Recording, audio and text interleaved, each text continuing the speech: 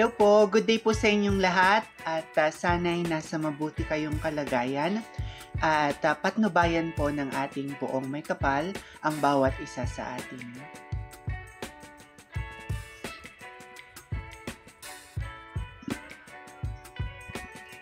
Forever Binibini, Pia wears back radiated elegance and nostalgia as she graced the Binibini stage once again.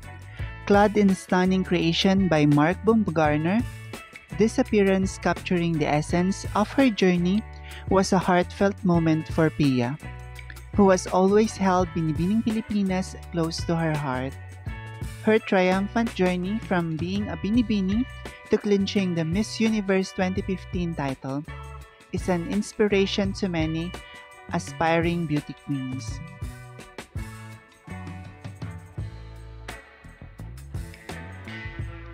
Walking the Binibini stage once more, Pia exuded a blend of poise and pride.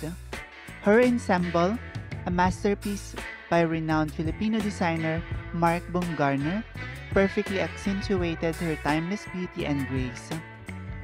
The gown, with its intricate detailing and flawless fit, was a testament to the craftsmanship and creativity of Baumgartner, who has become a favorite among beauty queens and fashion enthusiasts alike.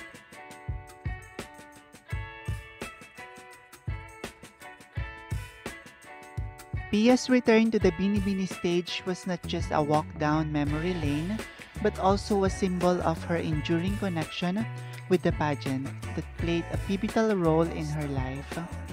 Her presence served as a beacon of hope and determination for current contestants, reminding them that with perseverance, a dream can indeed come true. The audience's warm reception was a clear indication of Pia's lasting impact on the pageant community and beyond.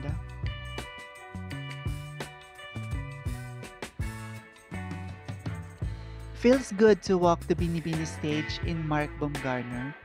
I requested Mark to make this gown especially for the Binibining Pilipinas anniversary, which will be part of the auction I'm having a last year end in support of the Youth Center project I'm collaborating on with Love Yourself PH.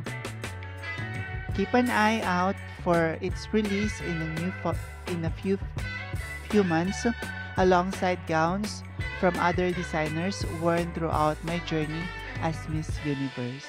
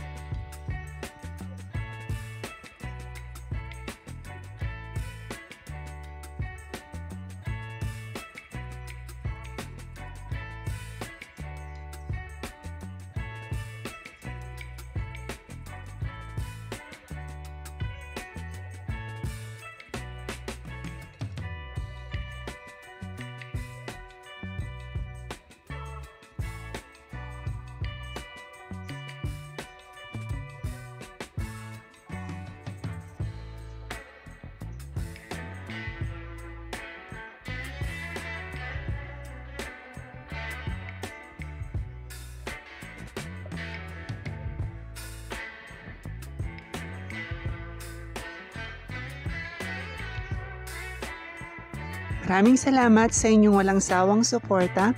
Hinihiling ko ang inyong tulong sa pag-like, pagkomento at pagbahagi ng aking munting channel. Pagpalain kayo ng may kapal sa inyong kabutihan at pagmamalasakit.